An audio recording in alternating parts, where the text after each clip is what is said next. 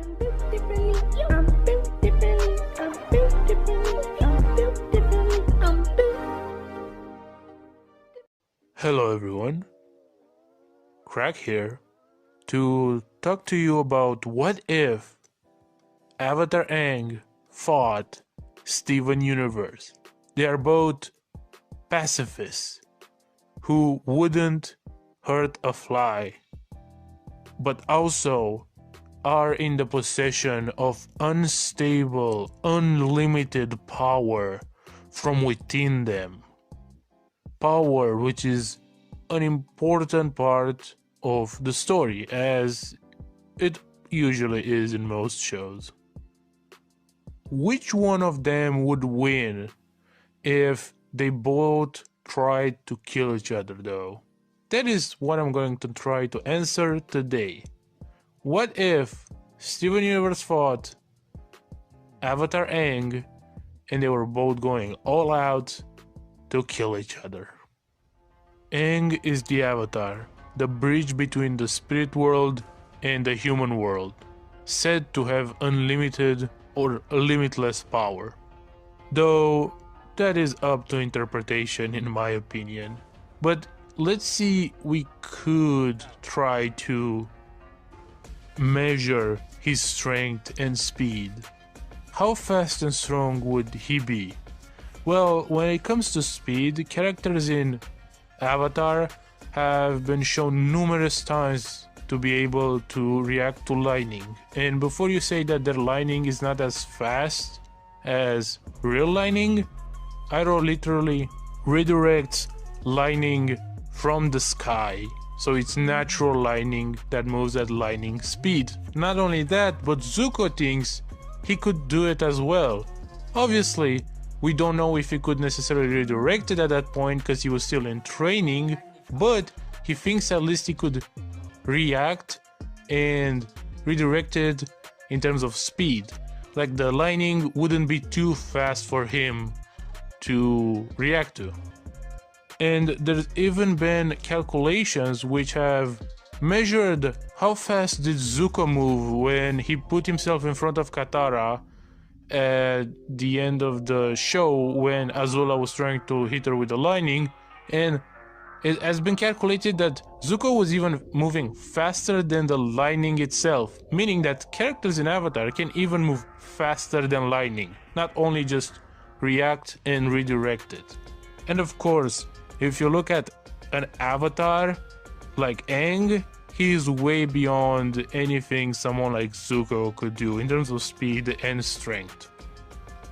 Speaking of strength, the Avatar, at least within its universe, is, again, the strongest. Therefore, every feat in the series, or at least feats done by humans, are inferior to the Avatar. So feats like destroying buildings and city blocks should be inferior to characters like Aang, who, for example, was able to bend a whole city while in Avatar state. He was able to take a whole city and bend it. And of course, it's not a city the size of Ba Sing Se, but still, it's very impressive. For Aang to accomplish that feat, he must have produced at least 150 kilotons of TNT in terms of force and energy.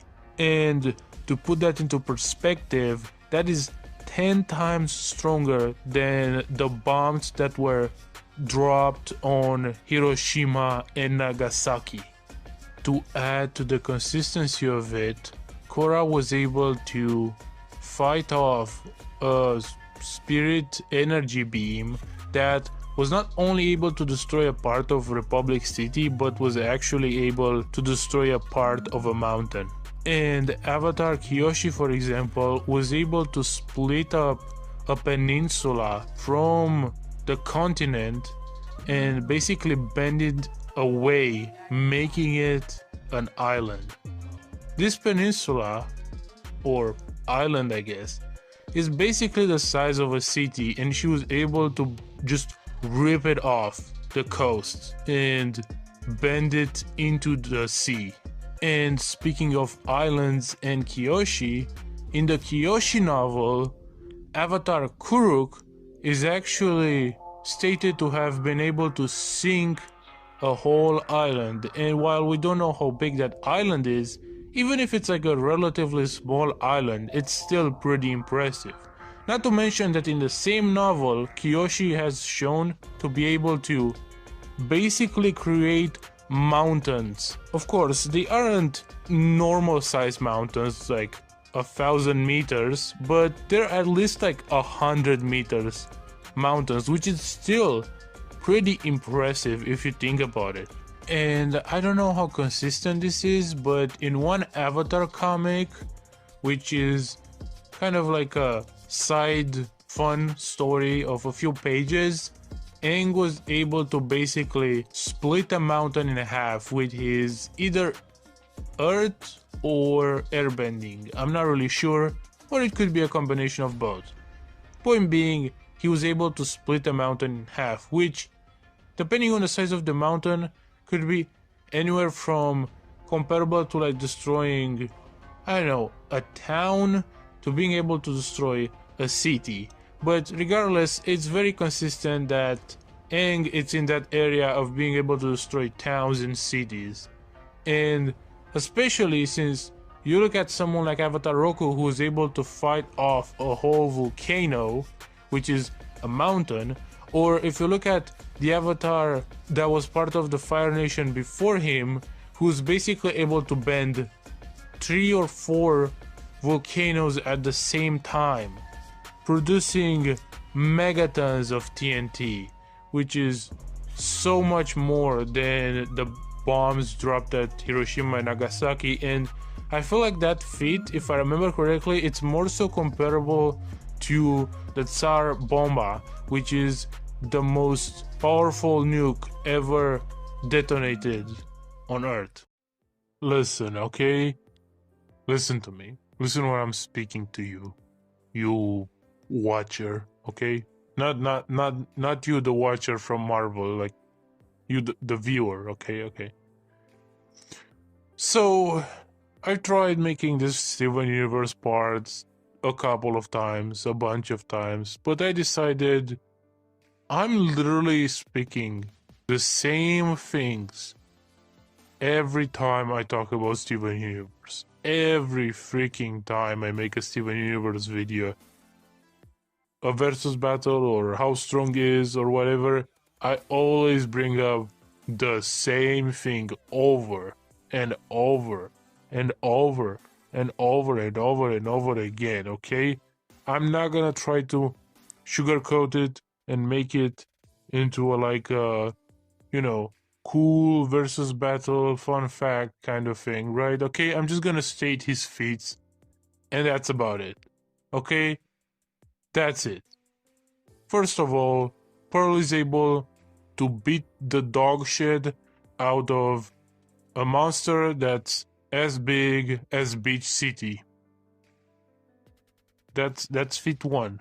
Second, at the end of season 1, Steven is able to defend himself and the crystal gems from an attack that was about to destroy Beach City. While fighting a corrupted gem, Garnet was able to basically collapse a mountain just with collateral damage. And a Ruby was able to basically tank a spaceship going at relativistic speeds without much damage. And this has been calculated to have produced 200 megatons of TNT, because it basically hit Ruby at almost the speed of light, which is incredibly fast and powerful. I mean, a grain of sand hitting at the speed of light, it's very strong. Imagine a whole ass spaceship hitting you at almost the speed of light. It's insane.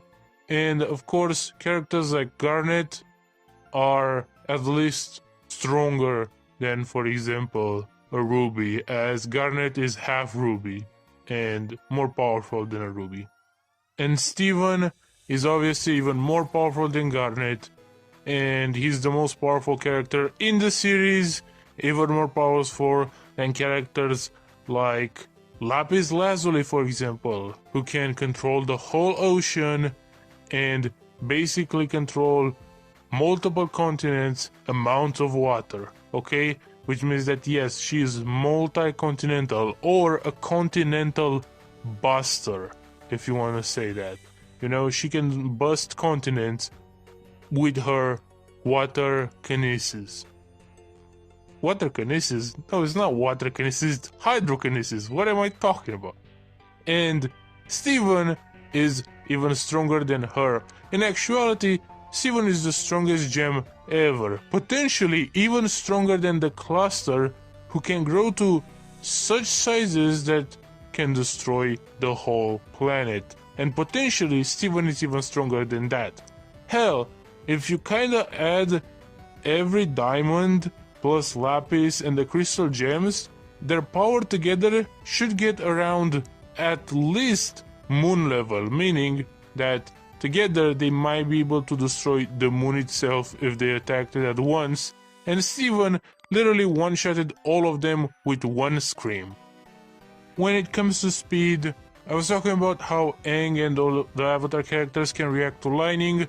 Well, so can Garnet easily, but that's not where it stops, because a lot of times in the series we see characters reacting to lasers, which are usually made of light. Aside from that, there's also the fact that Pearl was able to pilot the ship that was moving at relativistic speeds that I mentioned earlier, and in actuality, the diamond attacks are actually even faster than the speed of light, and Steven is able to react to them at multiple occasions. So, to say that Steven is light speed, it's actually a little bit of a downplay, especially since he has an ability which makes everyone around him move slower. This could be either interpreted as he slows down time, or as he's just super fast, he just has super speed. Whichever you want, it makes him a lot faster than he is usually, to the point where the crystal gems can't even move like a couple of feet, while Steven can go and like fuck off out of the house and out of the beach. Okay, that's at least, I want to say, 10 times faster than he is usually. And if you want to go crazy with it, for example, Lapis Lazuli is able to go from Earth to another galaxy within a span of like a month. And that means that she's massively faster than the speed of light. And if you argue that that's how fast she's in combat as well, and the fact that Steven is faster than her and stronger than her, then logically speaking, yeah, Steven will be massively faster than the speed of light. And if you add the whole making everyone slower or moving faster than usual power, that would be even insanier. Insanier? That's not a word. It would be more crazy, is what I meant. Okay? And yes, I am saying all of this because, okay, listen. I know Aang has all those like weird bending things that I was about to go into, but you know something? There's no point. Aang loses, okay? I heard some people thinking, oh, well, he might win. No, he doesn't, okay? He does not win, okay? The best shot I give Aang is the fact that he might be able to earthbend Steven's gem. You know, the gem he has, the diamond that he has on his belly. I give you this. Aang might be able to bend it. The problem with that thing is that his best speed feats are like being able to react to lightning, and Steven's best speed feats are like faster than light, if not massively faster than the speed of light. So, yeah, Steven would just be able to completely blitz Aang out of existence. Listen, I wanted to make this video and tell you how it's competitive and who would win and whatever. It's not a matchup. Steven whoops his ass. No questions asked, okay?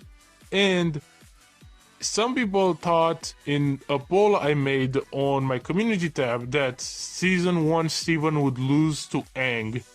The problem with that is that that's not even true. Even as far back as Season 1, Steven had some city level feats with his shield and some feats that put him on the same level of speed as other gems who are also close to the speed of light, if not as fast as light. Meaning that even Season 1 Steven would probably one-shot or at least heavily damage Aang while blitzing him with no problem. So yeah, Aang kinda loses here. I really wanted to make this more of an analytical video, but I already fucked up so much while recording this video that I don't want to, and I'm just gonna use this stake for the whole thing. And this is the second half basically of the video.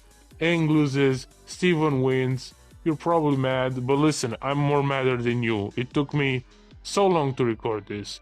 So, I am Crack, I am out, goodbye, and suck my cock!